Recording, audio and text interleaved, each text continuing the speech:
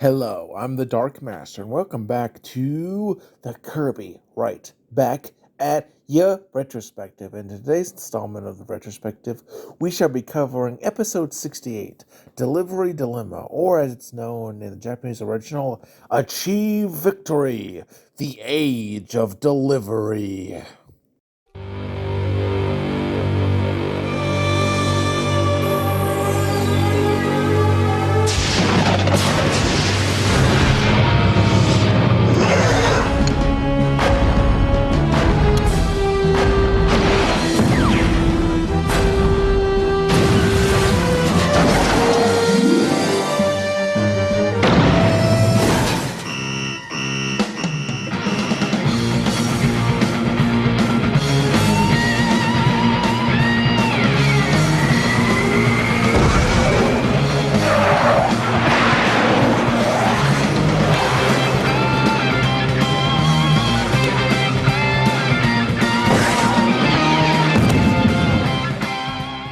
Alright, so this episode was originally delivered in Japan on February 1st, 2003 as the 68th episode, while the English dub handled by 4Kids was delivered on April 3rd, 2004, also as the 68th episode. Let us start the delivery of this review as we always do by discussing the episode's story and how it was delivered. This episode opens to a shot of Cappytown as we see Tiff, Tuff, and Kirby walk toward Kawasaki's restaurant. Here we see the first change between versions. In the Japanese original, on the blue flags outside of Kawasaki's restaurant, they have kanji, a Japanese symbol, on them that 4Kids, for some reason, saw fit to airbrush out in the English dub. Honestly, this seems like a stupid waste of time/resources, and for censorship, that's just kinda dumb. There's a similar symbol removed from the interior of the restaurant, which I have the same opinion on, in that it was a waste of time to remove an honestly pretty cool looking Japanese symbol for meaningless, baseless censorship. Kawasaki laments how he has so few customers and thinks aloud that maybe he should sell the restaurant and face reality that he's a failure. In the Japanese original, he considers moving back home. However, he is shocked by the arrival of Tiff, who says that he's not a failure and just needs a business plan. He says he thought his food was bad, but she says that he just needs a strategy to sell stuff. Kawasaki says he's not the best at thinking, to which Tiff suggests they set up a delivery system. Kawasaki asks how he can cook and deliver at the same time, but Tiff says that he should let them handle that while he cooks. Kawasaki's amazed while Kirby looks around confused as we see the jazzy intro. After the jazzy intro, we cut to Kirby enjoying some food. Tuff explains to the three campy kids, Spikehead, Iroh, and Honey, that if they don't help Kawasaki, he could go out of business. Iroh asks if that would be such a bad thing, which depresses Kawasaki, as Tiff explains that they'll get to drop off the food. The group agrees, and Kirby is frankly just happy to be there. We then cut to Dedede's castle where the king is pacing back and forth, and he is annoyed as he is starving, and complains to Escargoon that he's hungry. The snail points out that pacing will only make him more hungry. The king complains about a lack of good food, while Escargoon suggests Kawasaki's place, to which Dedede says he wants food, not food poisoning, as he is starving. This whining is paused when the phone rings. He answers as Kawasaki introduces the concept of his delivery system to the king, and he explains it, but the king says it sounds disgusting and hangs up on the local business owner rudely, leaving him dejected. Tiff, however, tells him to keep at it persistently. She then calls up on the phone the mayor, Len Blesser Gas. He greets her as Tiff tells him that there's an exciting news, which hooks him in as he wishes to know more. Tiff explains that Kawasaki's restaurant is now doing deliveries, explaining to him how it works, i.e., they deliver food which can be enjoyed at home, which makes the mayor intrigued, who then orders food, which is where we see the next change between versions. In the Japanese original, it was ramen noodles, while the English dub changed it to chicken noodle soup. Apparently, this was due to 4Kids' desire to remove Japanese cultural references, which could confuse people. This is honestly pretty funny in hindsight, given how well ramen noodles are now known to college kids these days. Tiff thanks him as she writes up a note as Kawasaki looks before she chastises him for just standing there, reminding him that he has an order to cook, as the chef starts making the soup. She then offers to work the phone as he cooks. We cut to the police station where Bookums, the police chief, is sleeping. He is awakened by the sound of the phone as Tiff calls up him and informs him of the new delivery service. We then see him react with bemused happiness, and we then see various other cappies like Mabel, the fortune teller, Professor Curio, Tuggle, the toy store owner, Dr. Yabui, and Melman the mailman, who all seem to be positive in terms of such a service due to its convenience. We also learn of the many food names were also changed for some reason between versions.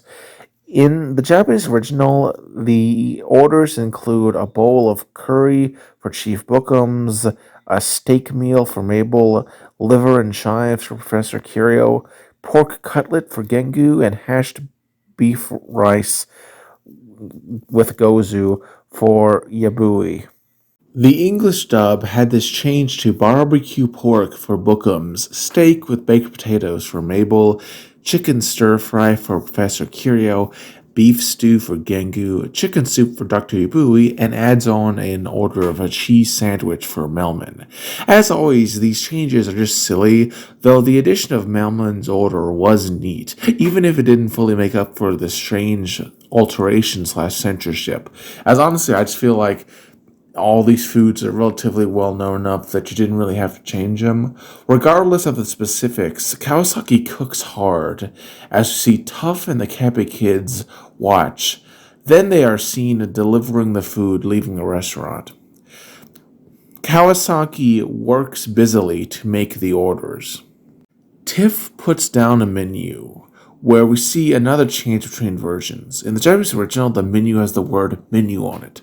For some reason, despite being clean English, 4Kids saw fit to airbrush that off. No idea, maybe they just hate cursive. It's a really minor detail, but just as odd, so I noticed it. She explains that it is meant to show customers what they have on offer. Kirby just looks at it, mesmerized by all the delicious food. We see Tough has brought the food to the mayor, as Tough gives him a menu and says that he can order whenever he wants to. The kind older gentleman gives him some change as he heads off. We then see Police Chief Bookums getting his meal delivered by Honey, and he's happy. Professor Kiro gets his food delivered by Spy Cat, and he thanks him for the trouble. Iroh delivers the steak to Mabel, who she thanks him for. Tuggle is also seen giving some noodles delivered by Tough, who is then given payment. Tuggle then says that the delivery boy sure do get a workout before thinking that maybe he should try it out, potentially applying for the job in the future. Bookums enjoys his meal, saying it is a good idea to have takeout. Professor Curio wishes his archaeology discoveries could be delivered to him. I guess he wants to be like Forrest Galante. Mabel also enjoys the service. We see Kawasaki in his restaurant. In the Japanese original, there is a scene of the Cappy kids picking up food, which was removed from the English dub, likely due to time restraints. In both versions, we see Tiff is handling the orders, saying that business is booming. She gets an order of 2,000 steak sandwiches for the Waddle Dees, which shocks the chef, causing him to fall down. It also, you know, gives us a rough estimation of how many, Waddle Dees are in the castle, which is a question that's, always been wondered by other people. The Japanese original has them called pork cutlet sandwiches, which sounds kind of gross, but they're basically the same thing. We cut to Dedede in his dining room. He is angry and Escargoon taunts Dedede on the subject of food, and the king then just gives in, asking for food. Escargoon calls out to the kitchen staff to bring in some food. However, strangely, despite their usual hard-working nature, none of the Waddle Dees come to the two. Escargoon wonders how they didn't hear them, while the king goes to the kitchen staff to confront them, calling them lazy bums, but is shocked to see them eating sandwiches. Escargoon is intrigued, and Dedede asks where they got such succulent food, which Waddle-Doo explains they ordered from Kawasakii.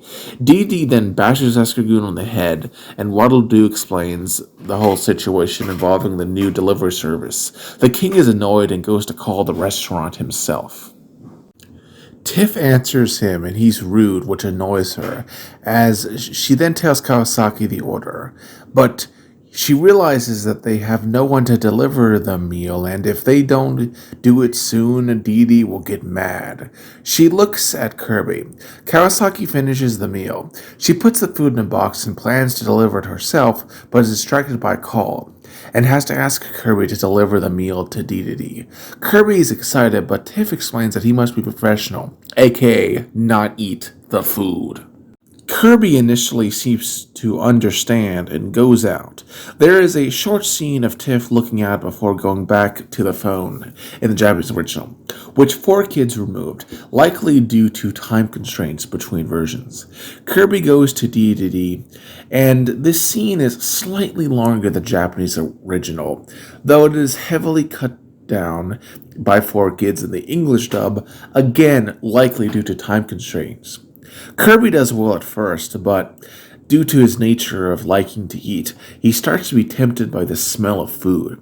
He sees, Tiff hallucinating in front of him, not telling him not to eat it, and he manages to continue forward for a little bit. But he stops after a short period and opens the box to look at it and is mesmerized by the food. We cut to Dedede, who is waiting for his meal and is enraged, picks up the phone. Tiff answers but is shocked by the king, who complains that the food hasn't shown up. She says it'll be there any minute. The king laughs, seeming to accept it, but Escargoon points out that all restaurants say that, as it's likely that they have various orders that are backed up. We cut back to Kirby, who is seen staring at the food, trying his best not to eat it. He runs forwards a bit, but once again has to stop to look at the food, as it's just so delicious. He looks up, clearly struggling, as we then cut back to the king, who is once again yelling over the phone that his food has not arrived yet. Tiff is confused, as she thinks it should have arrived by then. The king declares it hasn't, while Escargoon says that they must be scraping it off the floor. Tiff is angry and yells and says that it is en route. We cut back to Kirby, who is again trying his best not to eat the food. The king is standing on a balcony, pacing in clear anger, demanding to know where his noodles are at. Escargoon comments that they must be using snails as delivery people. He gets enraged, saying that he'll get his hands on them.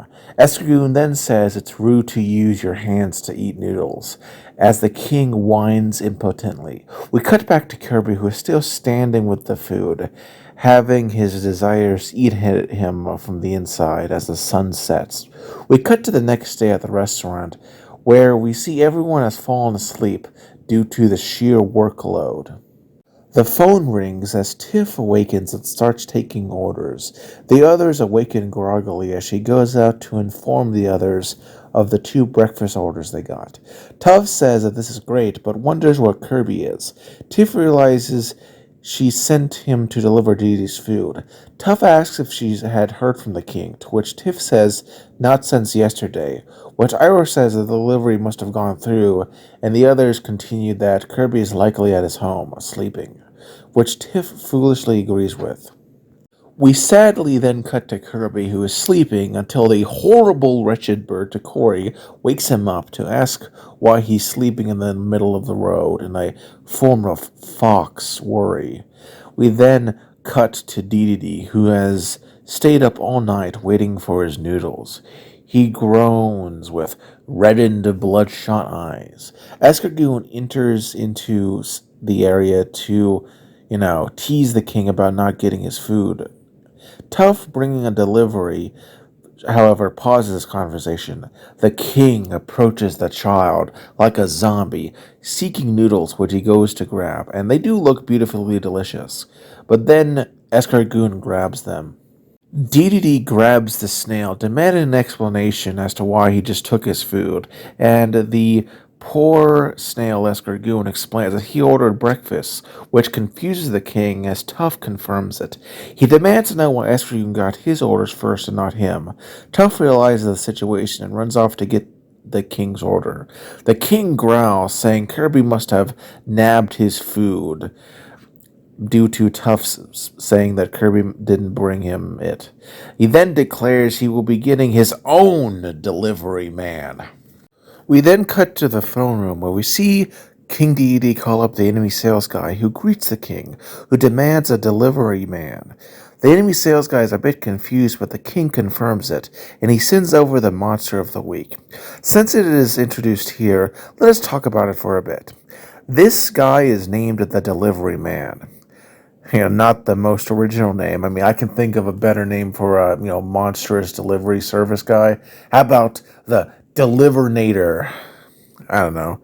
Also, though the Japanese laughing voice is provided by Banjo Ginga, who also voiced Girin Zabi from Mobile Suit Gundam, and also does the voice for the enemy sales guy and Nightmare. And he does a fine job, but it's honestly a bit forgettable compared to his roles, even in this series. And due to being mostly silent, the English voice actor just doesn't exist, honestly. In terms of design, he admittedly has a neat mohawk helmet and a cool bike, but honestly, he's just kind of a robot dude, and looking into it, this guy is honestly one of the most forgettable of the original monsters introduced in the anime. A very forgettable face for a very utilitarian character. It's just kind of there.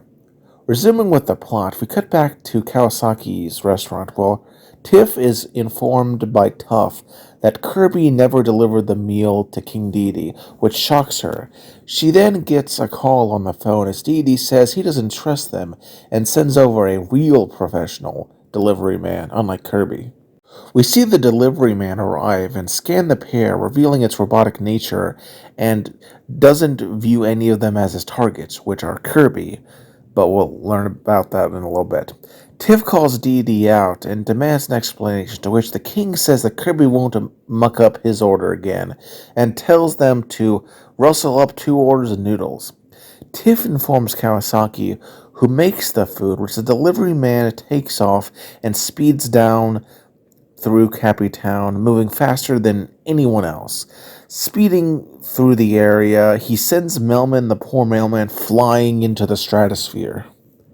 Dedede puts down the phone, and seconds later, the delivery guy brings him the meal, which honestly is impressively fast and astounds Escargoon and Dedede. Escargoon says Kawasaki's cooking tastes better at home and tries to take a bite, but Dedede bonks him over the head with a mallet, telling him to order his own, as these 2 servings are to make up for the fact that he missed one. He then begins scarfing down the food. Some have pointed out that this is mildly inconsistent with episode 59, The Meal Moocher, where Dedede couldn't use chopsticks, but now he can. Personally, I consider that a very meaningless nitpick, and it is a bit of a, canon inconsistency, but I don't think it's really impactful in the overall story. Plus, it's not impossible, in fact, quite likely, that Dedede, who likes to eat, would learn how to use them off screen. I mean, it's just not that big of a deal, honestly. But I can understand that it is a little inconsistency that other people might have an issue with. The king laughs as we cut back to Capitan, while Mailman the mailman finally lands on the ground, which he survives, surprisingly enough, despite his age, but he does hurt his back. Uncaring, the delivery man rams him again, sending him flying even further. Darn. The mayor and police chief watch in shock. The mayor says the guy is very fast, with Bookums claiming he'd give the guy a ticket if he didn't deliver his food. Seems Dedede's not the only one easily bribed here. Meanwhile, Tuff and the Cappy kids slunk off due to being out of a job due to the new guy just having superior speed. We cut back to the restaurant as we see Kawasaki as well as Tiff this time are working in the kitchen. Kawasaki this time, instead of Tiff, answers the phone and is asked by two voices that claim to be Melman and Gengu, wanting 100 orders of pork chops and noodle soups, respectively. But they sound a little off if you're aware of those two. And it's revealed that Dedede and Escargoon are doing phone pranks on Kawasaki in a bit of spiteful revenge. Though I have to admit, I appreciate how talented the voice actors of these two are, because they voice acted in such a way that, it sounds like somebody doing an impression in character, which is actually pretty impressive, honestly. Lesser shows would have just used the voice actors of those two characters. Despite this, the delivery man functions as normal. Kawasaki is excited, but Tiff says it's rather suspicious as how could anyone eat all this food? She then suggests that it could have been Tough, her younger brother, pulling pranks on Kawasaki. Kawasaki's response is where we see the next change between versions.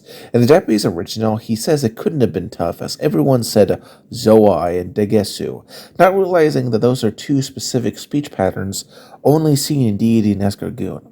In the English dub, this is changed to him saying that that sort of prank is what Deity Escargoon would pull, not Tough. Honestly, both versions are fine and show off Kawasaki's naive, trusting nature.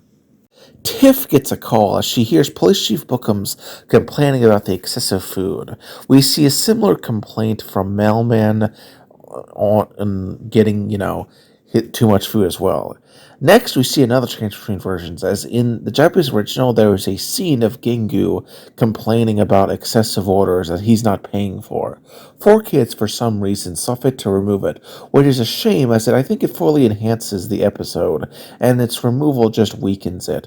It's likely due to time constraints and, airing schedule differences. We then go on to Mabel, who makes a similar complaint. The king laughs as he's basically succeeded in making it so that no one outside of himself will order from Kawasaki, effectively neutering the whole point of the delivery service, and he'll have it all for himself, basically becoming the ultimate spiteful customer. Honestly, probably should have just written a negative Yelp review, but anyway. We cut back to Kawasaki as business has slowed to a trickle, perfectly illustrated by a dripping faucet. The chef laments all of this happening, and Tiff apologized to him for her plan and not working long term. But he says it's not her fault that stuff went bad, and she goes to leave. He asks why, and she explains that she's going to find Kirby. We cut back to Kirby as the wretched Bertakori learns of Kirby's responsibility and, like a sociopath, mocks the very idea of Kirby getting such a job, as the baby is saddened. This is cut off, however, as we hear Tiff come running towards Kirby. Partially stowed on by the teasing of Takori, Kirby tries to hide, ashamed of his failure. Tiff, however, is happy to see him and apologizes to him for putting such a burden on him. Kirby understands, but Takori insults her faith in the boy, and Tiff tells him that it's time to go home. She picks up the package, but the weight shocks her, and opening it reveals that the food is indeed still there. She hugs Kirby, saying that she's proud of his, professional behavior. However, the joy is cut short as we hear the delivery man approach in its motorcycle. It jumps into the air and scans the group, identifying Kirby as its target, and goes on the offensive. It circles around the group. Tiff tells Kirby to run, but he has no match in, outrunning the delivery man, and the delivery man tosses a delivery box at Kirby. It then bumps into Kirby, much like it did with Melman the mailman earlier. It goes to dive bomb Kirby again to finish him off, but suddenly Meta Knight shows up, and with a few slashes, one of the bike's tailpipes are cut off, which staggers the biker. Meta Knight points to it, causing Tiff to tell Kirby to suck it up, which Kirby does so in order to become...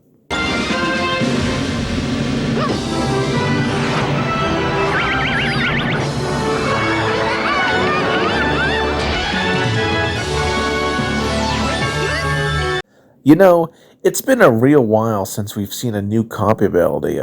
Last time a notable one appeared was back in episode 56, Dedede's Pet Threat, which I've reviewed if you want to learn more about that episode.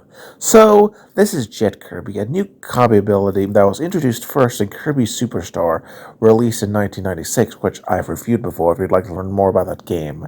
It is not admittedly a very popular slash commonly seen ability, only being seen again in another new game, not counting the remake of Kirby Superstar Ultra, until Kirby's Planet Robobot in 2016. In terms of the anime, the design was, pretty well translated, giving him a sort of airplane-like helmet. That is both technical, but also simple enough to fit into the Kirby aesthetic. And honestly, I think it's just neat to see a new ability, which is, honestly just enough for it, and it made the transition into the anime well.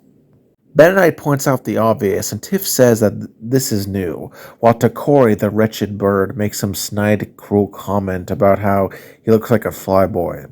Shut up, Turkey.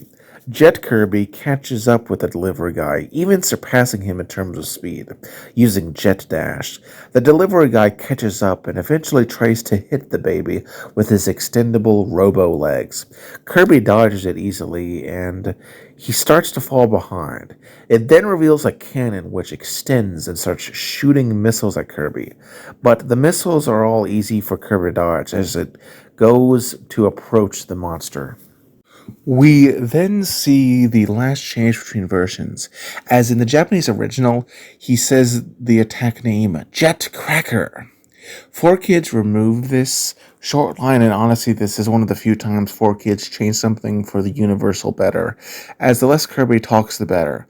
Regardless, in both versions, Kirby releases an energy blast, aka, the Jet Cracker, at the delivery man. The delivery man tries to avoid it to no avail, and he is utterly wiped out, leaving just a smoking crater where the mechanical monstrosity once was. Meta Knight comments on how Jet Kirby beat the delivery guy, while Tiffin, the worthless bird Takori, cheered Kirby on, who then uses his new ability to take the delivery to the castle. We see Dedede sunbathing on the balcony when he is awoken in shock by Escargoon, who informs him that the delivery man has been killed. Kirby sets down the food on the balcony. The king is confused as to why he's here, and the baby helpfully takes up the food and offers it to him. However, Dedede and Escargoon decide that they don't really want it anymore due to a combination of it being so old it's probably gone bad, and just being sick of Kawasaki's food in general. In the end, Dedede lets Kirby eat it if he wants, which Kirby, who has had to restrain himself for so long, gladly takes advantage of the king's offer and eats the food in one suck. Interestingly, this is one of the few episodes where Kirby maintains a copy ability until the very end, as the episode ends on him showing a now empty bowl. Let us now discuss this episode's positives, negatives, and my final thoughts. Let's start, as always, with the positives of this episode, and to be fair, there are quite a lot. Okay, so when it comes to positives, I really want to praise the story of this episode. Tiff's desire to help Kawasaki shows a community spirit not really seen a lot nowadays, and that's kind of cheerful. Plus, there's something humorous about a time when such things as, delivery services for restaurants were not nearly as universal as they are these days, post a certain disease that came out of Wuhan, invoked some lockdowns and made it pretty universal. I thought that Tiff's active role in the episode was really nice, and, to just really neat to see her take a more active role. And I think her interactions with Kawasaki were charming. Speaking of Kawasaki, I thought that his role in this episode was really well done. It's always nice to see one of these side characters get a revisit. I'd also like to take note that this episode had a special airing on December 20th, 2008, dedicated to the memory of Matty Blaustein, who was the voice of Kawasaki, Waddle Doo, and Meowth from the Pokemon anime, who had passed away 9 days prior from a very, sad gastrointestinal condition. This was, by the way, 1 week before 4Kids went off air. So yeah, it's quite shocking that they revisited this anime, but, it's nice that they remembered their voice actress. Back on topic, I also thought that Kirby's struggle against temptation was very inspirational and honestly gives him more depth than he had had prior to this point. He sort of functions sort of like a sort of Christ-like figure. If it, I mean, in a hyperbolic way, but I also thought that Jet Kirby's utilization was pretty well done, and it's always neat to see more new copy abilities, as they are admittedly getting rarer the further we go in this retrospective, and it made the transition well enough to the anime. I have seen some complaints though, but I'll get to that when we talk about the negatives. I also thought that Dedede's role in this episode was a lot more nuanced than other episodes, as normally he's just a one-dimensional antagonist that wants to get rid of Kirby, but this time his reasoning is a lot more understandable. I mean, we've all had issues with deliveries getting delayed or stopped, completely unreasonably, and he may have ordered a monster, but admittedly it was not to get rid of Kirby directly, just to get him some food quicker. Speaking of the monster, it does provide some commentary on how automation leads to the loss of job opportunities by lower class and younger individuals. As we see when Tiff and the other kids have to quit their job because they can't compete against him.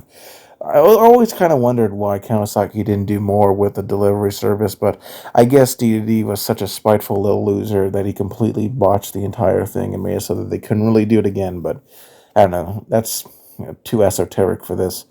Now, let us talk about, however, the negatives, as they do kind of start with the monster here. The delivery guy, while doing a fine enough job, is definitely one of the most forgettable monsters in the entire anime series. There's honestly just nothing about him that's notable. Like, he has an okay design, boring voice acting if it's even there sometimes, and frankly, a very, unimportant role in the plot of the episode. He's just kind of meh, honestly. I've also seen some people complain that Jet Kirby was utilized more for his movement in this episode, as well as his other appearance, but we'll get to that eventually later, as opposed to the actual attacks. But honestly, that's fairly in line with how the games handle it.